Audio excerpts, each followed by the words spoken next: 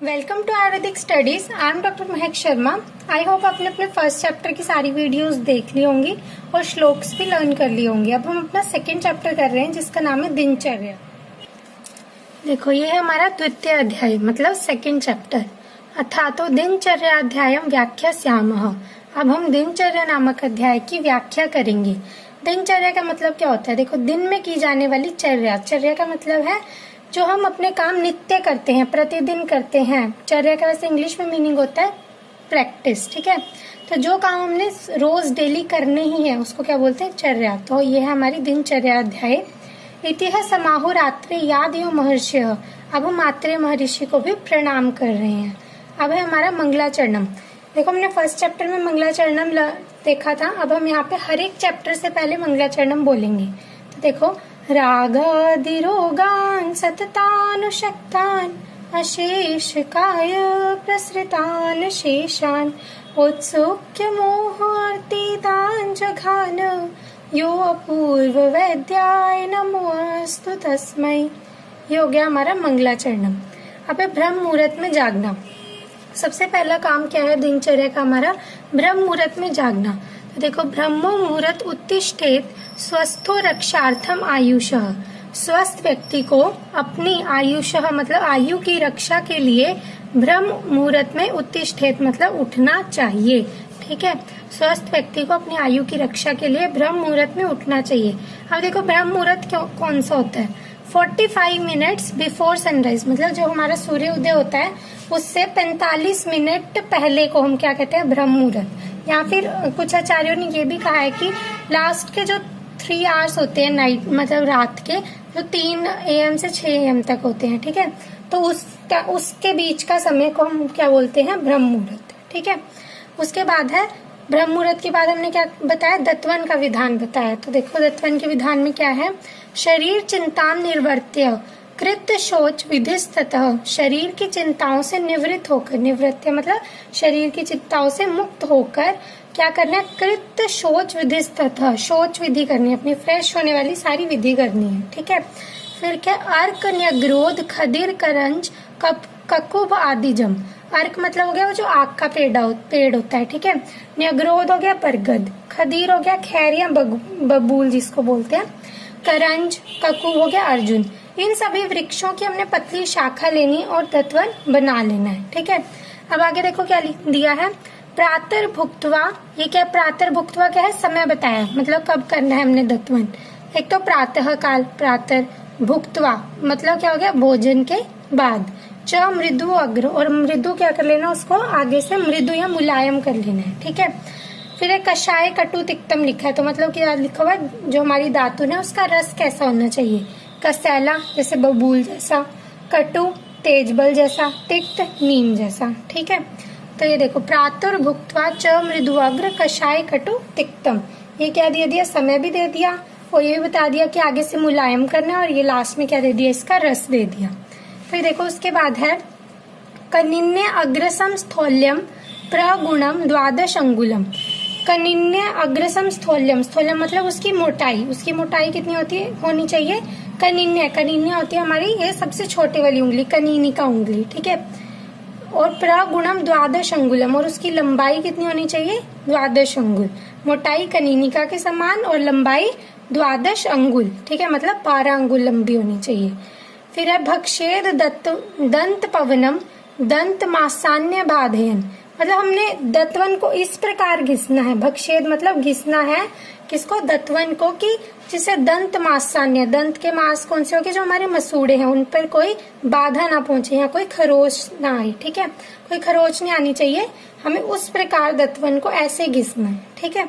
फिर आगे दिया हुआ है हमारा दत्वन का निषेध। दत्वन किसको नहीं करना? नाद्याद अजीर्ण, अजीर्ण होता है इनडाइजेशन हो जिसको, ठीक है। और क्या है? वमथु, वमथु मतलब हो गया उल्टी आ रही है, वमन आ रहा हो। श्वास काश ज्वर अर्दिति, श्वास हो गया हमारा जो श्वास रोग होता है, सांस फूलना वगैरह, ठीक है। काश खांसी हो गया, ज्वर हो किसी को, फीवर हो, अर्दित मतलब होता है फेशियल पैरालिसिस, ठीक है। तृष्णा कोई तो उसको तृष्णा रोग हो, ठीक है, मतलब प्यास ज्यादा लग रही हो। आस्य पाक, आस्य किसको बोलते हैं? मुख को। आस्य पाक मतलब मुख पाक हो गया हो, ठीक है, अल्सर्स हो गए हो मुख में। ठीक है। नेत्र शिरः कर्णमयी च तत्। और कौन कौन से रोग हो गया? हृ भी लिखा ना, हृ मतलब है यहाँ पे हृदय, हृदय रोग, नेत्र रोग, शिरो रोग और कर्ण रोगों में, इन सब में हमने दत्वन नहीं कराना। तो देखो नाद्याद न लिखा ना, नहीं कराना। अजीर्ण वमथु श्वास काश ज्वर अर्दिति तृष्ण आस्य पाक हृ नेत्र शिरः कर्णमयी च तत्। ठीक है, तो इनको हमने दत्वन नहीं कराना। अब हमारा दत्वन के बाद है अंजन। दत्वन के बाद हमने क्या कराना है? अंजन। अंजन देखो दो टाइप्स का इसमें बताया हुआ है, एक तो सोवीर अंजन, एक हमने अगले श्लोक में बताया हुआ है रसांजन। पहले सोवीर अंजन के बारे में बताया हुआ है। अंजन वैसे होता क्या? काजल जो हम लगाते हैं, ठीक है, वो। सोवीर अंजनम नित्यम, सोवीर अंजन हमें प्रतिदिन लगाना है, नित्यम मतलब रोज लगाना है, ठीक है। हितम अक्षणोस ततो भजेत, हितम अक्षणों, अक्षणों के आंखों के लिए क्या होता है? हितकर होता है, इसीलिए सोवीर अंजन को हमने प्रतिदिन लगाना है। आगे बताया हुआ रसांजन, रसांजन कैसे लगाना है? चक्षुष तेजोमयम तस्य विशेषात श्लेष्मतो भयम। जो हमारी आंखें होती हैं वो क्या होती है? अग्निगुण प्रधान होती हैं। उसमें कौन सा गुण होता है? अग्निगुण।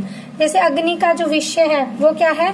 देखना, है ना। शब्द स्पर्श रूप रस गंध, रूप होता है ना, तो रूप किसका है? आंख का, है ना। तो अग्नि के उनसे गुण प्रधान होती है, अग्नि गुण प्रधान होती है, उसमें अग्नि के गुण होते हैं सारे। तो उसको विशेष करके, तस्या विशेषात, उसे विशेष करके श्लेष्मतो मतलब कफ का भय रहता है, भय मतलब भय रहता है उसको कि हमेशा की कफ ना भर जाए, ठीक है। इसीलिए यो जेत सप्तरात्रे अस्मात् श्रावणार्थम रसांजनम, इसीलिए उस कफ के श्रावण के लिए, उस कफ को निकालने के लिए उसको सप्ताह में एक बार, सप्तरात्रि लिखे ना, सप्ताह में एक बार इस रसांजन का प्रयोग करना चाहिए, ठीक है। ये बता दिया रसांजन के बारे में। सोवीर अंजन तो हमने कब लगाना है? डेली लगाना है। और रसांजन हमने कब लगाना है? सप्ताह में एक बार, कफ दोष को निकालने के लिए, ठीक है। फिर अंजन के बाद किसके बारे में बताया इन्होंने? नस्य। नस्य क्या होता है? देखो नस्य मतलब जो हमने नाक में तेल की बूंद या फिर कोई औषधि डालनी होती है वो होता है नस्य, ठीक है। नस्य आदि सेवन लिखा है, मतलब नस्य और साथ में अन्य जो भी और भी हमारे कार्य हैं वो भी बताएंगे इसी श्लोक में। ततो नावन, नावन हो गया हमारा नस्य, तेल की बूंदे डालना नाक में। कंडूश मतलब हमें वो क्या कहते हैं, हमें इसको गार्गलिंग, है ना, गार्गलिंग करना, जैसे औषधि को मुंह में भरकर, ठीक है, उसको पूरे को मुंह में भरकर फैलाकर फिर उसे थूक देना, वो क्या होता है? गंडूश। धूमपान हो गया, हमें किसी भी औषधिमय धुएं को लेना, ठीक है, उसका सेवन करना। तांबुल होता है हमारा पान, ठीक है, इन सब का सेवन करना। तो देखो ततो नावन गंडूश धूम तांबुल भाग भवेत, पहले नस्य लेना है, फिर गंडूश, फिर धूमपान, फिर तांबुल का सेवन करें। फिर उसके बाद देखो तांबुल सेवन निषेध, हमने तांबुल किसको नहीं देना?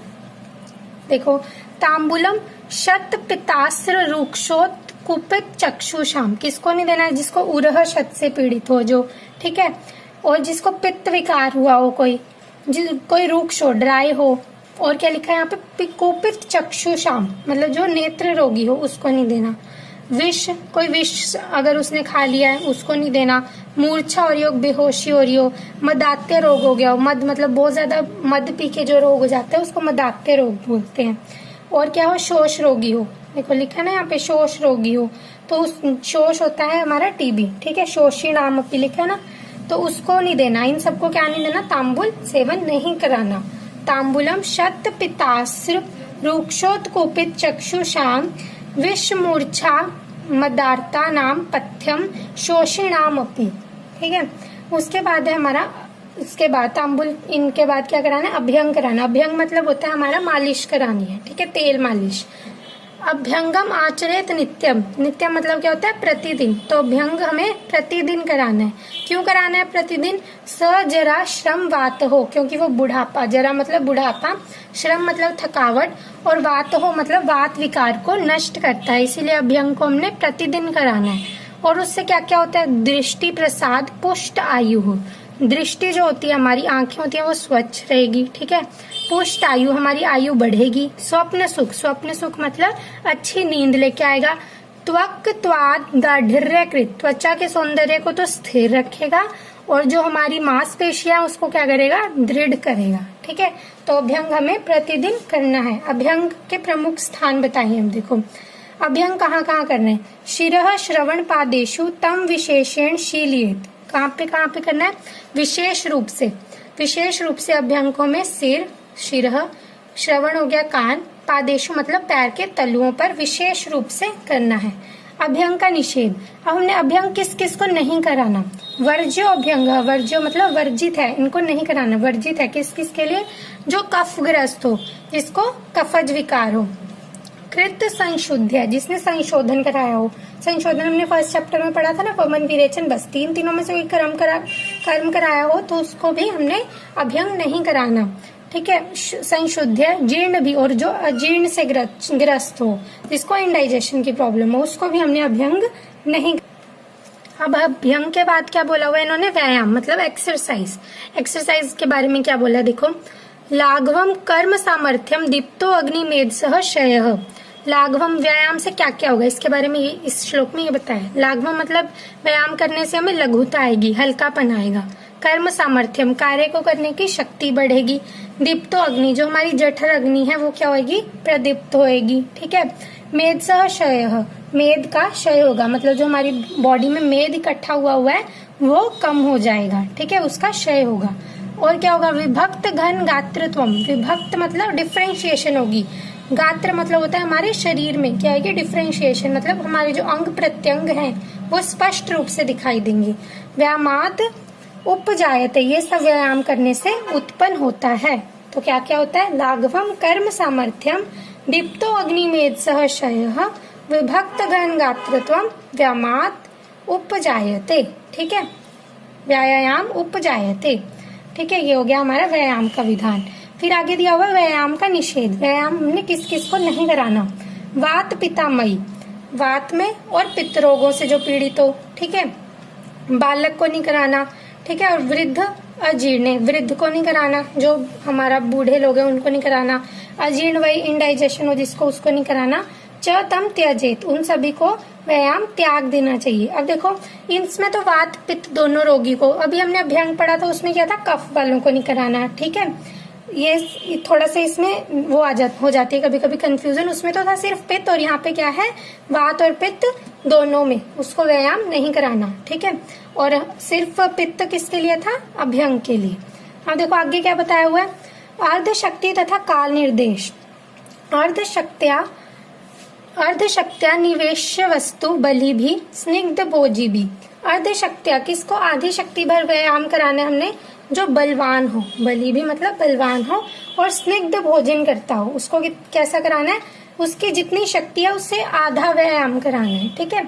शीतकाले और वसंते च, शीतकाल में और वसंत काल में भी हमने आधी शक्ति भरी व्यायाम कराना है। मंद में ततो अन्यदा, और अन्य ऋतुओं में भी मंद ही कराना है, मतलब थोड़ा ही व्यायाम कराना है, ठीक है। उसके बाद है व्यायाम के बाद क्या करना है, शरीर मर्दन निर्देश, ठीक है। व्यायाम के बाद जैसे थोड़ा सा क्या करना है, हमने शरीर को मसल लेना, उसके बारे में बताया है।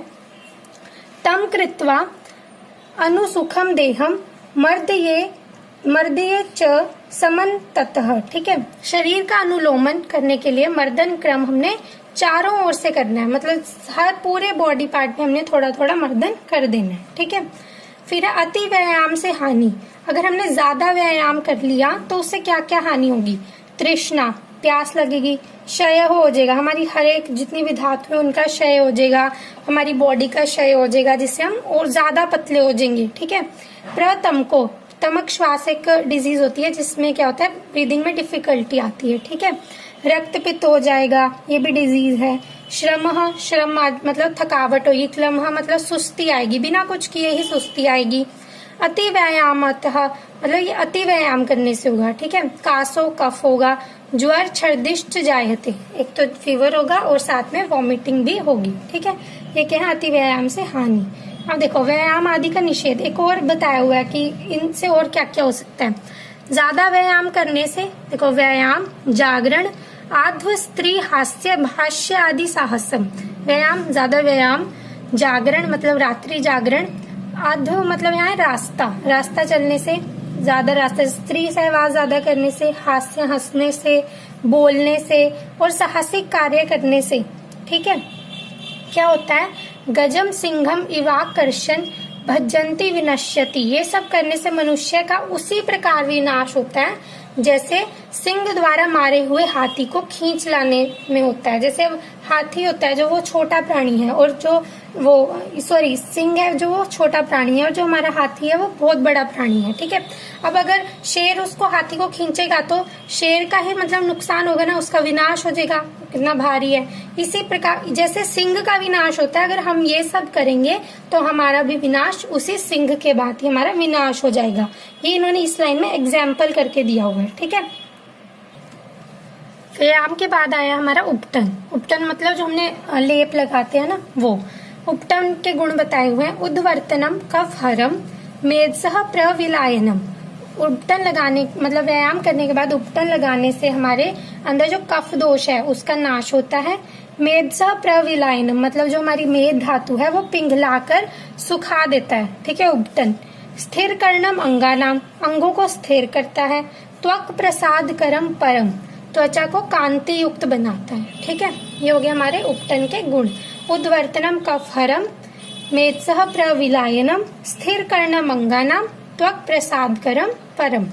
फिर है उसके बाद उपटन लगाने के बाद हमने क्या करना है, स्नान करना है। ठीक है, स्नान के बारे में देखो क्या बताया, स्नान के गुण। ठीक है, दीपनम वृश्यम आयुषः स्नानम ऊर्जा फलप्रदम। दीपनम मतलब जठराग्नि को प्रदीप्त करता है। वृश्य मतलब वीर्यवर्धक होता है। आयुषम मतलब आयु को बढ़ाता है। स्नान करने से ये सब होएगा। स्नानम ऊर्जा बल प्रदम, ऊर्जा देगा और बल को बढ़ाएगा। ठीक है, और क्या करेगा, कंडो मल श्रम स्वेद तंद्रा त्रिट दाह पापम जीत। कंडो मतलब खुजली, मल श्रम मतलब थकावट, स्वेद पसीना, तंद्रा उबासी, त्रिट हमारी होगी प्यास, दाह जलन, और पाप रोगों को, इन सबको क्या करेगा, शांत करेगा। ठीक है, दीपनम वृश्यम आयुषम स्नानम ऊर्जा बल प्रदम कंडो मल श्रम स्वेद तंद्रा त्रिट दाह पापम जीत। ठीक है, ये हो गए हमारे स्नान के गुण। अब स्नान में प्रयोग होने वाले जल के बारे में बताएंगे। उष्ण शीत जल प्रयोग। उष्ण अम्बुना अधः कायस्य परिषेको बलावह। उष्ण जल से, उष्ण अम्बु होता है हमारा जल, अधः काय मतलब शरीर के यहाँ गर्दन से नीचे के भाग से स्नान करना है। परिषेक मतलब स्नान करना है, तो हमको क्या होगा, बलावह, बल को बढ़ाएगा। तनैव तुत्मांगस्य बल हृत केश चक्षुषाम। और उसी जल से अगर हमने सिर को धो लिया, उसी जल से अगर हमने सिर को धो लिया तो उससे क्या होगा, हमारे बल का, किसकी शक्ति घट जाएगी, हरे मतलब यहाँ पे नाश होना, घटना, किसकी, केश मतलब बालों की, और चक्षुषाम मतलब नेत्रों की, हमारा बल घट जाएगा, उसकी शक्ति घट जाएगी। यह है उष्ण शीत जल प्रयोग। मतलब जो हमारे गर्दन के नीचे वाला भाग है उसको तो उष्ण जल से धोना है। अगर हम उसी उष्ण जल से अगर ऊपर सिर को भी धो लें तो हमारे बालों और नेत्रों की शक्ति घट जाएगी। उसके बाद है स्नान का निषेध। स्नान किसको नहीं कराना, स्नानम अर्दित नेत्र आस्य कर्ण रोग अतिसारिशु। अर्दित वही बताया था मैंने, फेशियल पैरालिसिस हो गया। ठीक है, नेत्र रोग हो गया, आस्य, आस्य मतलब मुख रोग। ठीक है, कर्ण कान का कोई रोग हो गया हो, अतिसार डायरिया हो गया हो। ठीक है, उसके बाद है आधमान अफारा हो गया हो। ठीक है, पीनस जुखाम हो गया हो, अजीर्ण वही इंडाइजेशन हो गई हो, भुक्त वत्सु मतलब भोजन के तत्काल बाद भी नहीं कराना। किस किस को नहीं कराना, स्नानम अर्दित नेत्र आस्य कर्ण रोग अतिसारिशु। ठीक है, आधमान पीनस अजीर्ण भुक्त वत्सु च ग्रहितम। ग्रहितम मतलब इन सब के लिए ये निषेध है, इन सबको हमने स्नान नहीं कराना। अब आगे हमारे बताए हैं भोजन आदि कर्तव्य। जीर्णे हितम मितम चाघनन वेग वेगान नीरियेद वलात। ठीक है, जीर्णे मतलब भोजन के पच जाने के बाद, भोजन के पहला वाला भोजन अगर हमारा पच गया तो ही दोबारा भोजन करना है। हितम मतलब हित कर भोजन करना है। मितम मतलब मात्रा का ध्यान रखकर भोजन करना है। न देखो चाग न, ये तो न इस इनके लिए लिख दिया। ठीक है, वेगान न वेगान नीर येद वलात मतलब मूत्र पुरीश के वेगों को बलपूर्वक नहीं उबाड़ना। ठीक है, अगर मूत्र पुरीश के वेग आ रहे हैं उनको तभी आने देना, ये नहीं कि हम जबरदस्ती उन अर्जिस को लेकर आए। ठीक है, और क्या नहीं करना, न वेग तो अन्य कार्य, अगर वेग हो तो किसी अन्य कार्य में नहीं लगना। स्यान जित्वा साध्यम मयम मतलब कोई साध्य रोग हो, कोई साध्य रोग हो जो ठीक हो सकता है, उसकी चिकित्सा किए बिना अन्य कार्य में नहीं लगना। ठीक है, उसके बाद है सुख का साधन धर्म। सुखार्थाम सर्वभूतानां सुखार्थाम सुखार्था सर्वभूतानां मतः सर्वाः प्रवर्त्यः। सभी प्राणियों का क्या मत होता है? देखो, सर्वभूतानां मतः मतलब सभी प्राणियों का क्या मत है? सुख की इच्छा, ठीक है। और उनकी प्रवृत्ति भी सुख पाने की ही होती है। इसीलिए सुखम च न बिना धर्मात्, और सुख की प्राप्ति धर्म के बिना नहीं हो सकती। सुख की प्राप्ति हमें धर्म से ही होगी। अगर हम धर्म के कार्य करेंगे तो ही हमें सुख मिलेगा। तस्मात् धर्म परो भवेत्, इसीलिए हमेशा हमें धर्म कर्म के कार्य करने में तत्पर रहना चाहिए, ठीक है। सुख पाने के लिए हमेशा हमें धर्म कर्म के काम करने चाहिए। फिर है मित्र अमित्र सेवन विचार। भक्त्या कल्याण मित्राणि सेवते तर दुर्गः। अच्छे मित्रों का, कल्याण मित्राणि मतलब अच्छे मित्रों का श्रद्धा भक्ति से सेवन करें, और इनसे विपरीत हो जो, ठीक है, इनसे विपरीत हो उनसे क्या रहना? सावधानियां दूर रहना। अब आगे हमारा पाप कर्मों का त्याग। जितने भी पाप कर्म हैं उनका हमें कर्मों का हमें त्याग करना है। हिंसा स्ते अन्यथा कामम पै शून्यम पुरुषानृत्य संभिन आलापम व्यापाद अभिध्याम दृग्विपर्यम पापम क्रमेति दशधा काय वाग मनस त्यजेत, ठीक है। अब देखो कैसे करना है ये। हिंसा स्ते अन्यथा काम, हिंसा हो गई हमारी मारपीट, स्ते मतलब हो गया चोरी, अन्यथा काम मतलब हो गया अनुचित ढंग से कोई भी हमने सुख का भोग किया, वो क्या होते हैं? हमारे अन्यथा काम। ये है क्या? शारीरिक दुष्कर्म है ना, शरीर से होता है ना इन सब का, तो ये क्या है? शारीरिक दुष्कर्म है। तो हमें इनका शरीर से परित्याग करना है, इसको हमारे को अपनी शरीर से ही त्याग कर देना है इनका। फिर है पै शून्यम पुरुषा नृत्य संभिन आलापम। पै शून्यम हो गया हमारा चुगलखोरी, परुष वाक्य हो गया हमारे कठोर वचन, अनृत हो गया झूठ बोलना, संभिन आलापम हो गया दोगलापन। ये कैसे है? वाणी से संबंधित है। तो इन पाप कर्मों का हमें वाणी से परित्याग करना है, ठीक है। व्यापाद अभिध्याम दृढ़ विपर्यम। व्यापाद हो गया किसी को मार डालने की योजना, ठीक है। अभिद्या हो गया दूसरे की संपत्ति को हड़पना। दृग्पर्य मतलब हो गया अपोजिट सोचना, मतलब नेगेटिव सोचना। ये क्या है? हमारे मानसिक पाप है, इनको हमने मन से परित्याग करना है। देखो पापम क्रमेति दशधा, ये कितने हो गए? 10 हो गए, है ना। इन 10 चीजों का हमें त्याग कर देना है। और ये है कैसे थे? काय मतलब शरीर के थे पहले 3, ठीक है। फिर किसके है? वाणी के, वाग। फिर किसके है? मन के। त्यजेत मतलब इनको हमने त्याग कर देना है। ये हो गया हमारे पाप कर्म, ये बहुत इंपॉर्टेंट है।